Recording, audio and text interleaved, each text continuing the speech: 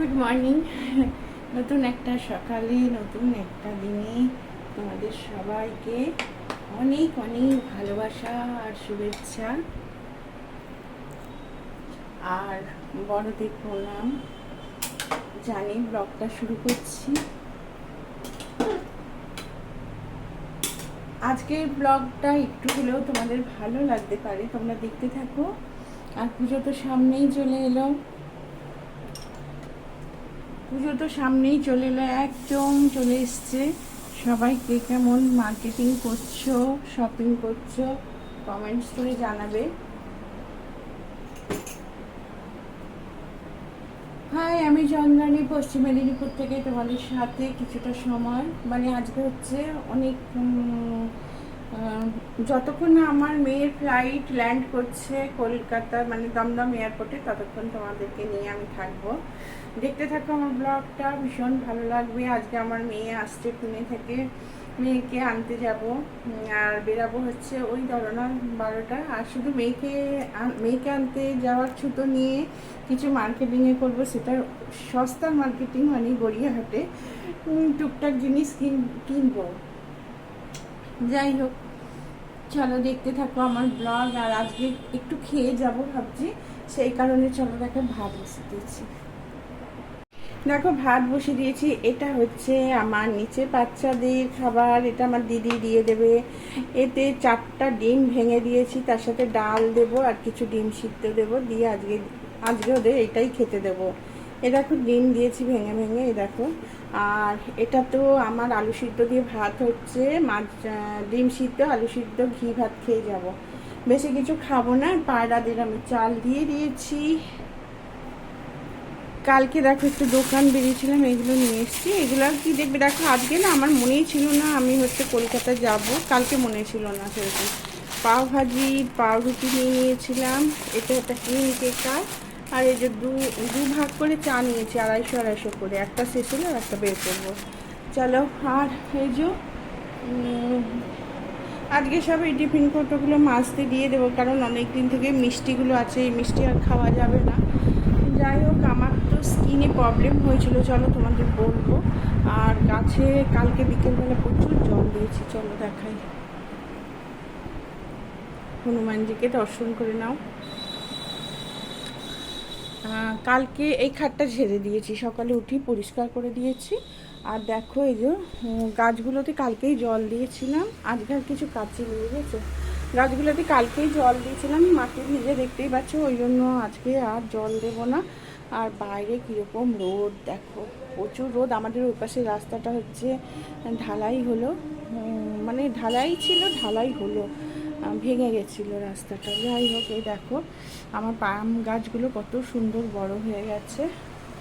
আর চলো তাহলে, আমি গোটা ব্যালকনি দেখো গাছে ভরিয়ে দিয়েছি। অনেকে বলো তোমরা যে ফ্ল্যাটে গাছরা মানে গাছ পোতা যায় না, এটা ঠিকই, গাছ রাখা যায় না ফ্ল্যাটে, মানে রাখা যায় না বলতে মাটি থাকে না বলে, কিন্তু টবে যারা রাখতে চাও রাখতেই পারো। আর দেখো ঘরটা পরিষ্কার, মেঝে একবারে পরিষ্কার করে ঝাড় দিয়ে দিয়েছি, এরপর কাজের দিদি এসে ঝাড় দেবে। দেখো এই যে মিশু উঠেছে, এইখানে ঘুমাচ্ছে, এই যে বক্সটাতে। পিনি এখানে শুয়ে আছে, ও সবসময় তাকিয়ে শুয়ে থাকে। আর ছোট্ট আর একটা গোলাপ ফুটেছে, চলো দেখায়। এই দেখো, এই দেখো কোথায়, এই যে ছোট্ট একটা গোলাপ ফুটেছে। গোলাপের কালারগুলো খুব সুন্দর, এটাতে হলুদ গোলাপ হয়েছিল, মেরুন আছে। যাই হোক, রোদে না গোলাপ পাতাগুলো একটু কম ঝলসে যাচ্ছে। আর এপাশেও চলো দেখায় রোদটা, এপাশে দেখলে বুঝতে পারবে যে কি রোদ। দেখো জানলার পর্দাটা টেনে দিয়েছি, প্রচুর রোদ, প্রচুর রোদ।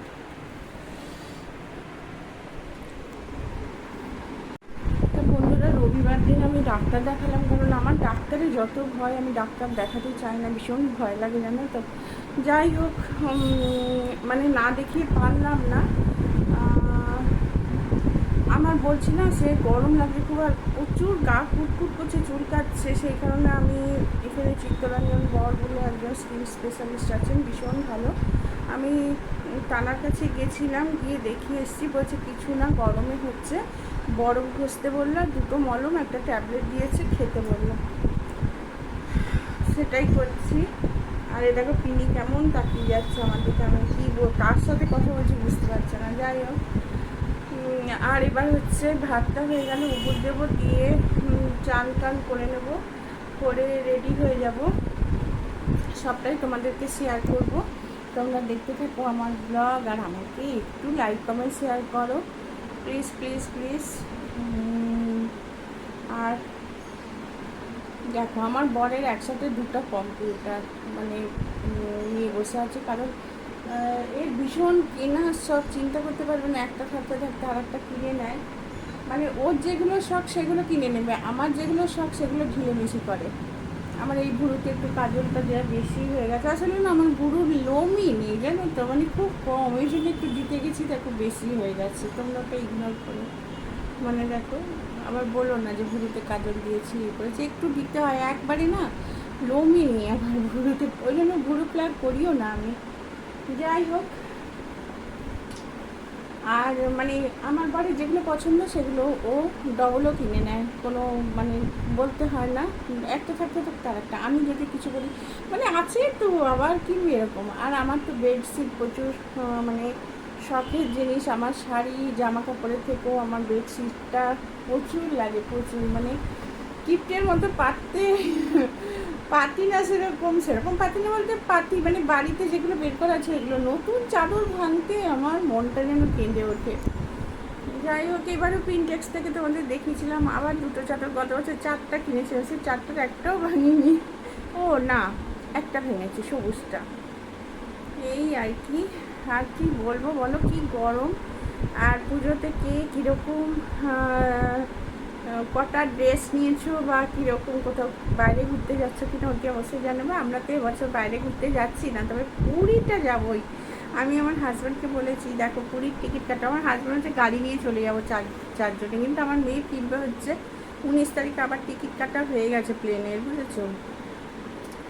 তা 19 তারিখে ফিরবে, 20 তারিখ থেকে আবার জয়েন করবে অফিসে।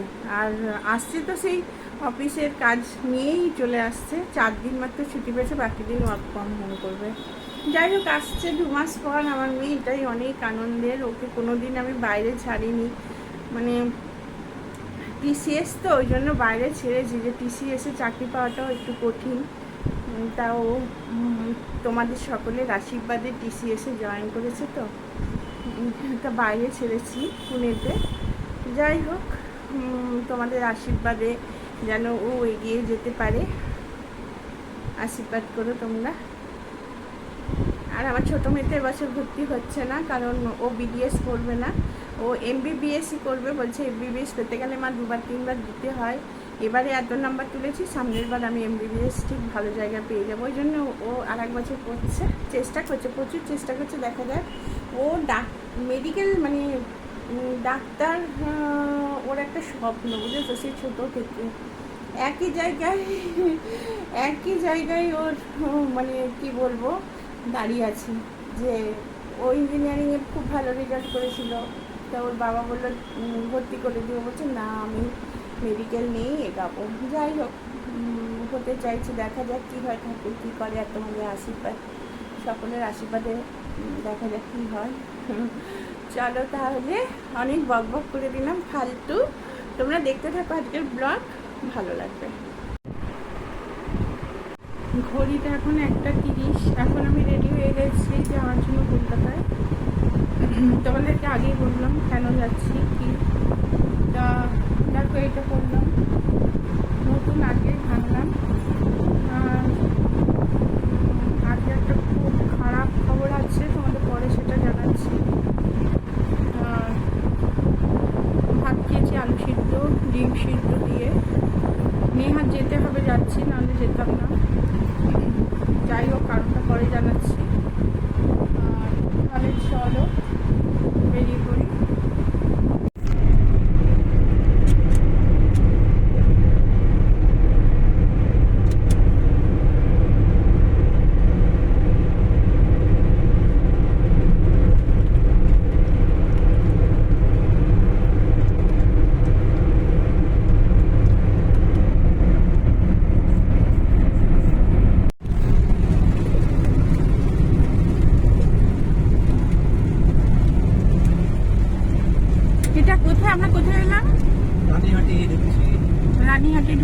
আমরা। এরপর যাবো গড়িয়াহাট, তারপর যাবো এয়ারপোর্ট।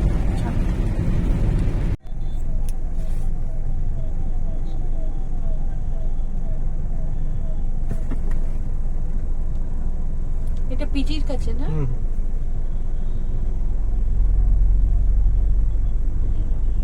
প্রচুর জায়গা।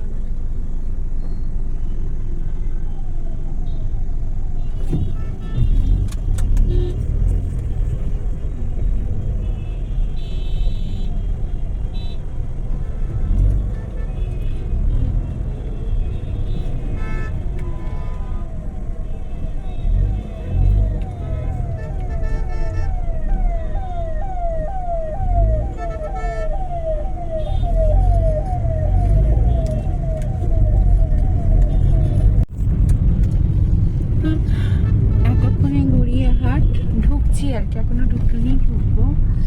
অনেকটা দেরি হয়ে গেল, রাস্তায় প্রচুর জ্যাম, প্রচুর জ্যাম।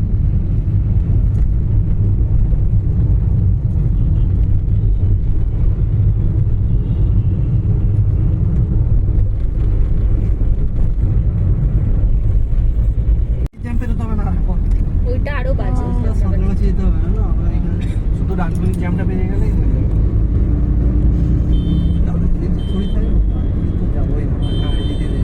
বালি দিয়ে, বালি দিয়ে। আচ্ছা আচ্ছা, কোথায় দক্ষিণেশ্বর? আরে বালি ব্রিজ ও হ্যাঁ হ্যাঁ, কি সুন্দর লাগছে না আলোগুলো।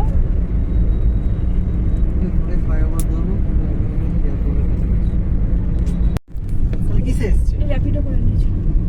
গাড়ি আনেনি কেন? কোথায় পার্কিং করতে হবে ও সেটা জানে না, তাই পার্কিং কেন করতে হবে? জানি না।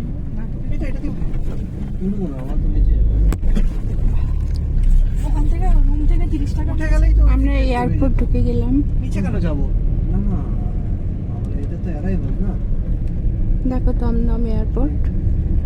অ্যারাইভালে যাবো তো, এটা তো ডিপার্চার। ও তো এখানেই এসে দাঁড়াবে, যেখানটাই আগের দিন ছেড়েছে। তো এটা দিয়ে উঠে গেলেই তো প্ল্যাটফর্মে আছে তো, ওই মানে হ্যাঁ ওই টানেল কি বলে,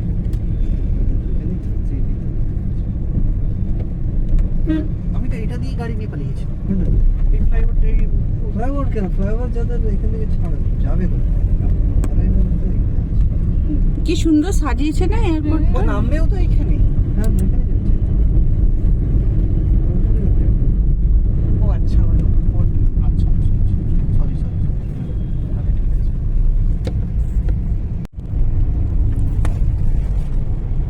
এই বিরিয়ানির গন্ধ আসছে। মনে পড়ে গেছে বিরিয়ানি এই তো আমাদের কাছেই আছে তো বিরিয়ানি।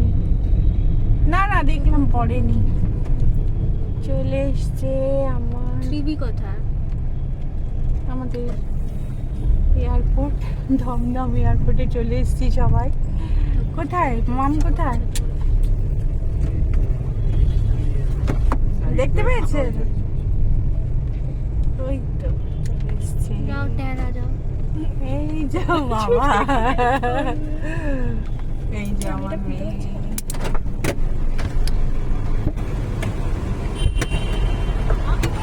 এটা দেখে নাও। তুই দাঁড়িয়ে আছিস সবাই।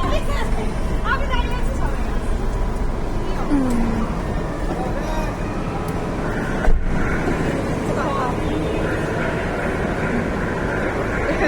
চলে এসছে।